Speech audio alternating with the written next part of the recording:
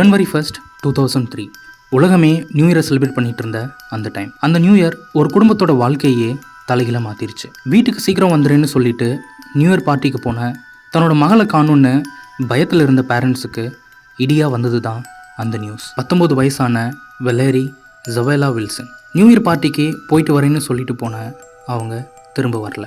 கலிஃபோர்னியாவில் இருக்கிற ஒரு டவுன் தான் ஃபில்மோரே. அங்கே அதிகமாக யாரும் யூஸ் பண்ணாத ஒரு ஐசோலேட்டட் ரோடு பக்கத்தில் இருந்த ஒரு கான்கிரீட் கால்வாயில் அரை நிர்வாணத்தில் வெலேரியோட பாடி கண்டெடுக்கப்பட்டுச்சு. இறந்து போகிறதுக்கு முன்னாடி நிறைய சித்திரவதைகளை அனுபவித்த தடயங்கள் வெலேரியோட பாடியில் இருந்துச்சு. டிசம்பர் 31st வெலேரிக்கு என்ன நடந்துச்சு? இவ்வளவு சின்ன வயசில் ஒரு கைண்ட் ஹார்ட்டடாக இருந்த வெலேரியை இப்படி கொடூரமாக கொன்னது யார்?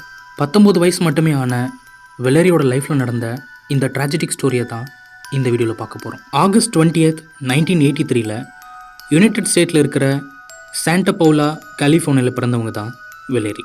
வெலேரியோட பேரண்ட்ஸ் கெவின் அண்ட் மெக்கெல்லா. வெலேரியோட சிஸ்டர் ஜெசிகா கின்ஸ்டன். வெலேரியோட பிரதர் கெவின் பிறந்ததுக்கப்புறம் அந்த ஃபேமிலி ஃபில்மோரேக்கு ஷிஃப்ட் ஆகிறாங்க. தன்னோட சிப்ளிங்ஸோட ஃபில்மோரே ஹை ஸ்கூலில் சேர்ந்து ஒரு அவுட்ஸ்டாண்டிங் ஸ்டூடெண்ட்டாக இருந்தவங்க தான் வெலேரி. ஹை ஸ்கூலில் முடித்ததுக்கப்புறம் ஃபில்மோரேயில் இருக்கிற சென்ட் ஜோஸ் யூனிவர்சிட்டியில் ஜாயின் பண்ணுறாங்க. ஒரு எலிமெண்ட்ரி ஸ்கூல் டீச்சர் ஆகணுன்றது தான் அவங்களோட எய்ம். ஆனால் அவங்களோட லைஃப் இப்படி ஒரு சுச்சுவேஷனில் முடியும்னு அவங்க பேரண்ட்ஸ் எதிர்பார்க்கவே இல்லை. 2002 வின்டர் பிரேக்கில் வெலேரி தன்னோட ஃபேமிலியை சந்திக்கிறதுக்காக ஹாஸ்டல்ல இருந்து ஃபில்மோரேக்கு வராங்க. தன்னோட சிஸ்டரோட நிறைய நேரம் செலவு பண்ணுறதும் அம்மாவோட கிறிஸ்மஸ் டெக்கரேஷன் பண்ணுறதும்னு ஹாப்பியாக இருந்திருக்காங்க. அது ஒரு நியூ இயர் ஈவெண்ட்றதால தன்னோட ஃப்ரெண்ட் டேனிஸ் ஏற்பாடு பண்ணியிருந்த நியூ இயர் பார்ட்டியில் கலந்துக்கிட்டு அதுக்கப்புறம் தன்னோட மற்ற ஃப்ரெண்ட்ஸையும் மீட் பண்ண பிளான் பண்ணியிருந்தாங்க வெலேரி. பிளான் பண்ணியிருந்த மாதிரியே டிசம்பர் 31st 2002 சீக்கிரம் வீட்டுக்கு வந்துடுறேன்னு சொல்லிட்டு அந்த பார்ட்டியில் கலந்துக்கிறாங்க வெலேரி. பார்ட்டியில் நண்பர்களோட சந்தோஷமாக இருந்த வெலேரிக்கு தெரியல அதுதான் அவங்க வாழ்க்கையோட கடைசி நைட்டுன்னு. January 1st 2003 அதாவது பார்ட்டிக்கு அடுத்த நாள் விடிஞ்சதுக்கப்புறம் வெலேரி பார்ட்டியிலேருந்து வீட்டுக்கு வராததை நோட் பண்ணுறாங்க வெலேரியோட மதர். பயத்தில் வெலேரியோட எல்லா ஃப்ரெண்ட்ஸ்க்கும் கால் பண்ணி வெலேரியை பற்றி கேட்டப்போ யாருக்குமே வெலேரி எங்கே போனாங்கன்னு தெரியல. உடனே வெலேரியோட ஃபேமிலி லோக்கல் போலீஸ்க்கு கால் பண்ணி வெலேரி மிஸ் ஆனதை பற்றி கம்ப்ளைண்ட் பண்ணுறாங்க. வெலேரியோட அம்மாவுக்கு தன்னோட பொண்ணுக்கு ஏதோ நடந்திருக்குன்னு உள்ளே தோணிகிட்டே இருந்திருக்கு. வெலேரியோட அம்மாவுக்கு தன்னோட பொண்ணுக்கு ஏதோ நடந்திருக்குன்னு ஆள் மனசில் தோணிகிட்டே இருந்திருக்கு. கம்ப்ளைண்ட்டை ரிசீவ் பண்ண போலீஸ் இன்வெஸ்டிகேஷனை ஸ்டார்ட் பண்ணப்போ அவங்களுக்கு ஒரு ட்ராஜிக் நியூஸ் கிடச்சிது. ஒரு டீனேஜ் பையன் தன்னோட வீட்டுக்கு போகிற வழியில் ஒரு ட்ரைனேஜில் ஒரு உமனோட பாடி கிடக்கிறத பார்த்து போலீஸ்க்கு கால் பண்ணி இன்ஃபார்ம் பண்ணியிருக்கான். க்ரைம் சீனுக்கு வந்த போலீஸ் அந்த பாடியை செக் பண்ணி பார்க்கும்போது அது 19 வயசான வெலேரின்னு கன்ஃபார்ம் ஆகுது. இதில் ஒரு டிஸ்டர்பிங்கான விஷயம் என்னென்னா இறந்து போகிறதுக்கு முன்னாடி நிறைய அடிப்பட்ட தடங்களும் அரை நிர்வாணத்துலேயும் இருந்த வெலேரியோட பாடி அங்கே கண்டெடுக்கப்பட்டுச்சு. வெலேரியோட பாடி டீகம்போஸ் ஆகலை. ஸோ ரொம்ப நாள் அந்த பாடி அங்கே இருந்திருக்க வாய்ப்பில்லை. காதிலிருந்து வழிஞ்ச ரத்தம் கூட அப்போ காயாமல் இருந்திருக்கு. வெலேரியோட பாடி மேலே சைப்ரஸ்னு சொல்லப்படுற மரத்தோட கிளைகள் கவர் பண்ணி இருந்திருக்கு. ஆனால் அந்த சுற்று வட்டாரத்தில் சைப்ரஸ் ட்ரீயே இல்லை. இது போலீஸ்க்கு ரொம்ப ஆடாக தெரிஞ்சிருக்கு. இறந்து போனது வெலேரி தான்னு கன்ஃபார்ம் பண்ண போலீஸ் அதை வெலேரியோட ஃபேமிலிக்கு இன்ஃபார்ம் பண்ணுறாங்க.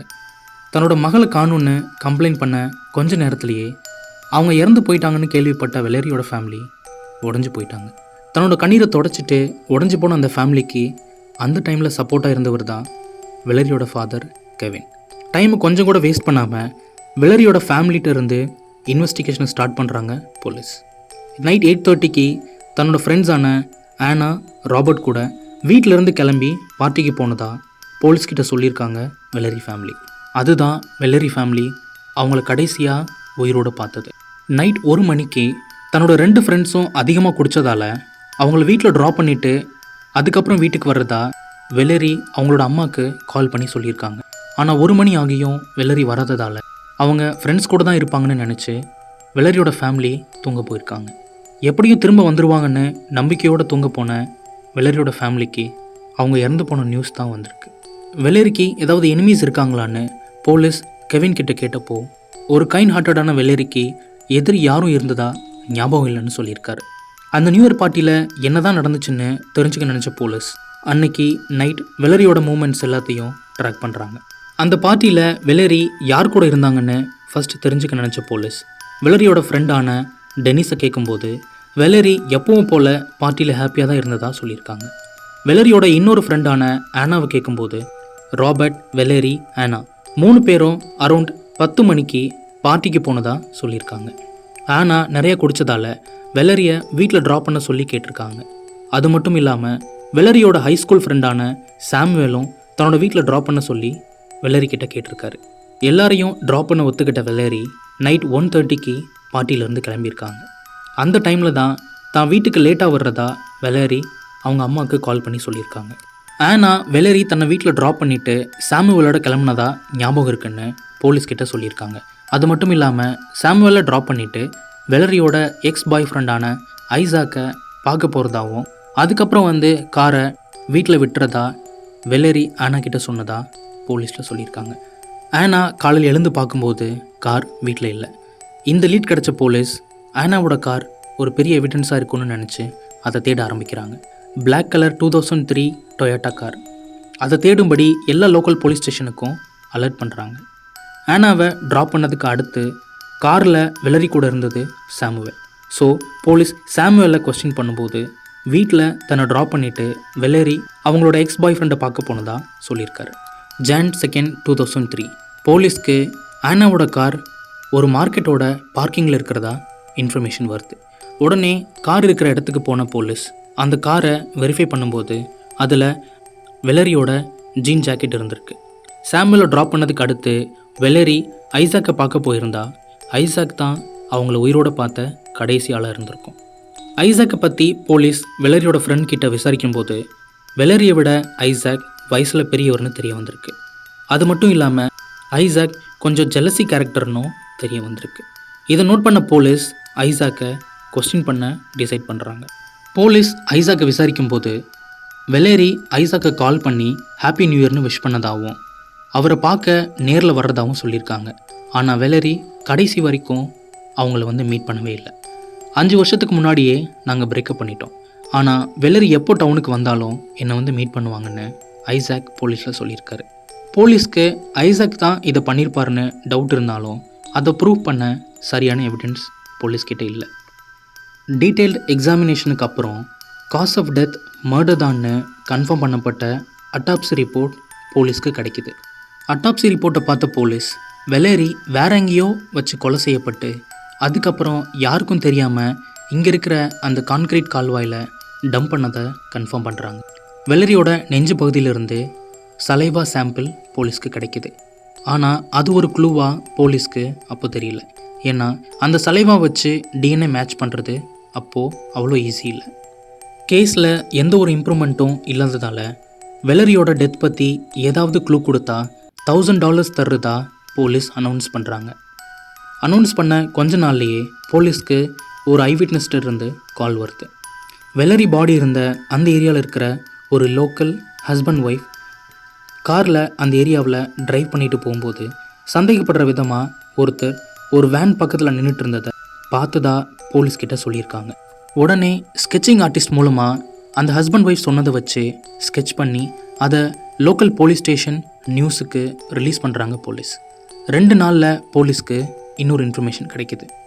ஒரு நியூ இயர் பார்ட்டிக்கு போயிட்டு ரிட்டன் வந்துட்டு இருந்த ஒரு கப்பல் ஆனாவோட காரான அந்த கார்கிட்ட ஒருத்தர் நின்றுட்டு இருந்ததாகவும் அவர் போட்டுட்டு இருந்த ட்ரெஸ்ஸை பற்றியும் போலீஸ்கிட்ட சொல்லியிருக்காங்க. ப்ளூ கலரில் இருந்த அந்த ஜாக்கெட்டோட இன்ஃபர்மேஷனை மட்டும் வச்சு போலீஸால் ஒரு கன்க்ளூஷனுக்கு வர முடியல. கிட்டத்தட்ட இந்த கேஸ் ஒரு டெட்னெட்டுக்கு போயிட்டு தான் போலீஸ் நினச்சிட்டு இருந்த அந்த டைமில் தான் ஒரு மிராக்கிள் நடந்துச்சு. January 6, 2003 வெக்கேஷனுக்கு போயிருந்த ஒரு போலீஸ் திரும்பி வெலரியோட கேஸை பற்றி கேள்விப்பட்டு அந்த ஃபைலை பார்த்தப்போ சாமுவேலை பற்றி தெரிய வருது. அப்போதான் இதுக்கு முன்னாடி ஒரு திருட்டு கேஸில் சாமுவேலை இன்வெஸ்டிகேஷன் பண்ணது அந்த போலீஸ்க்கு ஞாபகம் வருது. December 2002 ஒரு மிட்நைட்டில் ஒரு வீட்டு பூட்டை உடைச்சி திருடின கேஸில் சாமுவேலை இன்வெஸ்டிகேட் பண்ணதும் அதில் கொஞ்சத்தை ஒரு பழைய சர்ச்சுக்கு பின்னால் இருக்கிற ஒரு குடவுனில் சாமுவேல் வச்சுருந்ததும் அவங்களுக்கு ஞாபகம் வந்திருக்கு. சாமுவேல் வெலரியோட இந்த கேஸில் இன்வால்வ் ஆகியிருந்தா கண்டிப்பாக அதே மாதிரி திங்ஸ் அங்கே ஒளிச்சு வச்சுருக்க சான்சஸ் இருக்குன்னு அங்கே போய் சர்ச் பண்ணுறாங்க. போலீஸ் நினச்ச மாதிரியே அங்கே ஒரு பெரிய சர்ப்ரைஸ் அவங்களுக்கு காத்துட்டு இருந்துச்சு. அந்த குடவுனுக்கு வெளியில் ஒரு ஷூவோட காலடி தடம் போலீஸ்க்கு கிடைக்கிது.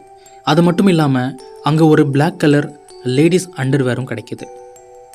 அது பக்கத்தில் ஒரு பிளாக் கலர் இயரிங்கும் போலீஸ்க்கு கிடைக்கிது. அது கூடவே சைப்ரஸ் மரத்தோட சில கிளைகளும் அங்கே கிடந்திருக்கு. அங்கே கிடைச்ச எல்லா எவிடன்ஸையும் டிஎன்ஏ டெஸ்ட்டுக்காக அனுப்புகிறாங்க போலீஸ். சாமுவேல் தான் இந்த கொலையை பண்ணியிருக்காருன்னு டவுட்டில் சாமுவேலை மறுபடியும் கொஸ்டின் பண்ணுறாங்க. ஆனால் சாமுவேல் முன்னாடி சொன்னதையே திரும்ப சொல்லி போலீஸ்க்கு ஒரு டெட் எண்டை கொடுத்துருக்காரு.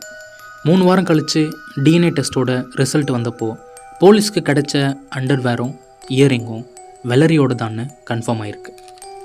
எவிடன்ஸ் வெலரியோட தான்னு கன்ஃபார்ம் ஆனாலும் சாமுவேல் தான் இதை பண்ணான்னு எப்படி ப்ரூவ் பண்ணுறது?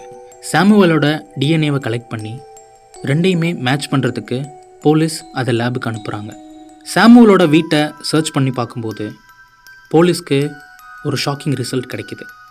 நிறைய பெண்களோட உள்ளாடைகளை சேர்த்து ஒரு ட்ராஃபி மாதிரி வச்சுருந்தாரு சாமுவேல். அதே டைமில் வெலரியோட மார்பு பகுதியிலிருந்து கிடைச்ச அந்த சலைவா சாமுவேலோட தான்னு கன்ஃபார்ம் ஆகிருக்கு.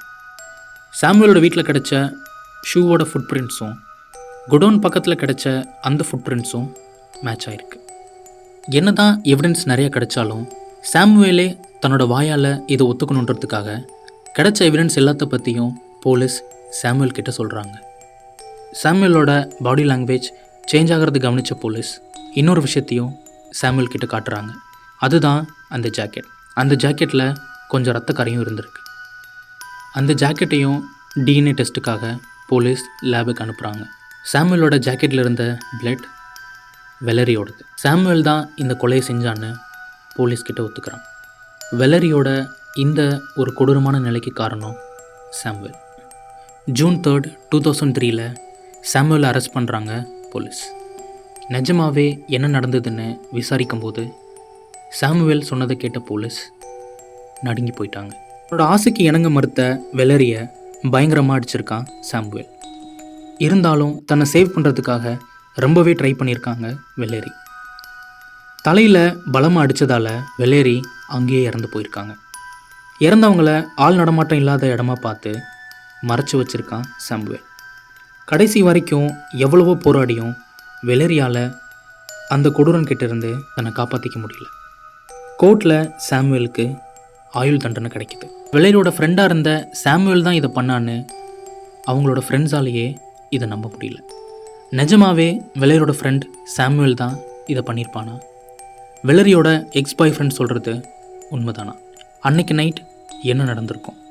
வீடியோ பிடிச்சிருந்தா லைக் பண்ணுங்கள். உங்கள் ஒப்பீனியனை மறக்காமல் கமெண்ட்டில் சொல்லுங்கள். நம்ம சேனலை சப்ஸ்கிரைப் பண்ணுங்கள். தேங்க்ஸ் ஃபார் வாட்சிங்.